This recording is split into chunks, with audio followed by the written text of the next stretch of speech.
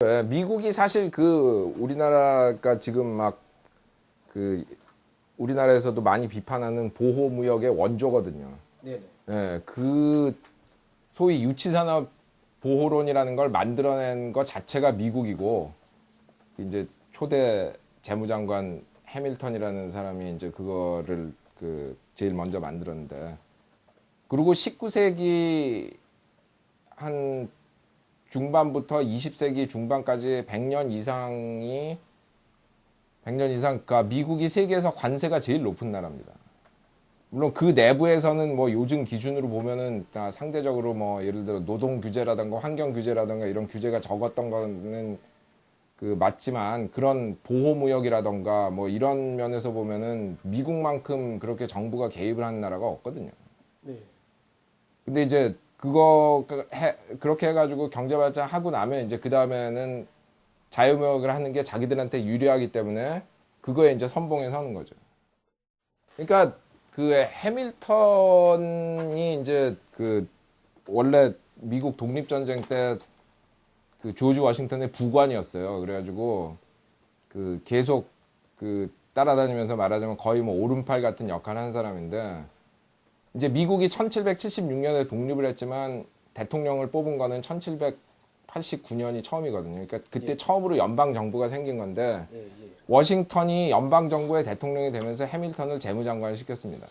아, 근데 이제 그때 미국의 양대 그 어떤 세력이 뭐냐면, 하나는 그 북부에 있는 그 제조업 세력이고, 하나는 이제 남부에 있는 그 대지주 세력인데, 이제 해밀턴이 그 북부 세력을 대표로 하는 거죠. 그래서 그 당시에 뭐 생산성이 너무 낮아가지고 영국이나 그 유럽의 발전한 나라들하고 경쟁이 안 되니까 이거를 관세, 보조금, 그 다음에 뭐 정부의 그 사회 간접 자본 투자 뭐 이런 식으로 해가지고 그 유치 산업을 보호해야 된다는 이제 주장을 했고, 그 반대편에 말하자면은 그 수장이라고 할 수 있는 사람은 그 초대 국무장관의 3대 대통령을 한 토마스 제퍼슨인데, 네.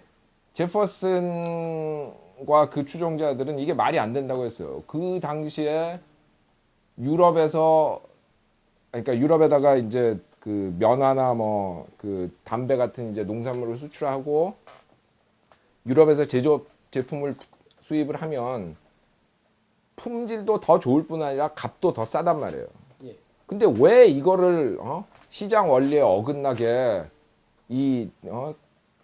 그 비효율적인 미국 기업들을 보호를 해가면서 이거를 받쳐줘야 되냐. 그래서 이제 그 두 세력이 계속 싸운 겁니다. 그러다가 이제 그 처음에는 남부 그 지주 세력이 셌기 때문에 해밀턴이 그 자기 임기 내지는 그 다음에 이제 그 죽을 때까지도 그거를 실현을 못했는데, 나중에 이제 그 1920년대 30년대 오면서 이제 점점 미국 사람들이 이 계속 자유무역 해가지고 안 되겠구나 해서 관세를 계속 올리거든요. 그러다 이제 그게 큰 싸움이 난 게 남북 전쟁이에요. 그러니까 노예 문제만 가지고 싸운 게 아닙니다. 그게 네. 노예 문제도 하나의 중요한 그 안건이긴 했지만, 사실 링컨은 노예 문제에 있어서는 온건파거든요. 네. 그러니까 링컨은 뭐냐면은 기존 그리고 특히 이제 더 중요한 거는 그때 이제 미국이 서쪽으로 계속 팽창하면서 서쪽에 이제 새로운 주들이 생기는데, 거기에만 노예제를 도입을 안 하겠다면 남부가 노예 제도를 유지해도 괜찮다, 이런 입장에 있었던 사람이에요. 물론 이제 그거보다 더 한 발 나가서 이 노예 제도를 없애야 된다고 얘기한 사람들도 있지만, 링컨은 그게 아니었거든요. 네네. 그리고 그게 미국 그 북부의 주류 의견이었고, 그러니까 사실 남부는 그 노예 문제에 있어서는 어느 정도 타협이 이제 가능했는데, 그거 말고 또 이게 대립이 된 게 뭐냐면은 관세 문제거든요. 그러니까 남부는 농산품 수출하고 공산품을 수입하기 때문에 자유무역하면 좋죠. 농업에서는 자기네가 그 경쟁력이 있으니까 그 유럽에 갖다 팔고 유럽에서 좋은 물건 들여와서 그 쓰면 얼마나 좋아요. 근데 북부에서는 그게 아니라고 했거든요. 그래가지고 그거에 말하자면 중심에 서 있던 사람이 사실 링컨입니다. 링컨이 그 보호무역 세력을 대변하는 정치인이었거든요. 네네. 예, 그 전에는 이제 무슨 뭐 페더럴리스트 이제 해밀턴 같으면 네. 연방주의자니 해가지고 예, 그 그룹들이 있어지면 이제 그런 것들이 다 집합이 돼가지고 이제 나온 게 공화당인데 링컨이 공화당의 초대 대통령이고 남북 전쟁 시작되자마자 뭐 그 전에도 이미 미국이 공산품 관세가 평균 30-40% 됐는데 남북 전쟁 시작되자마자 이 정부 그 전쟁하려면 수입이 더 필요하다 해가지고 관세를 거의 한 60%로 올려버려요 평균. 근데 이제 재밌는 거는 전쟁이 끝나고 다시 안 내려요. 그걸 계속 유지를 한단 말이죠. 예.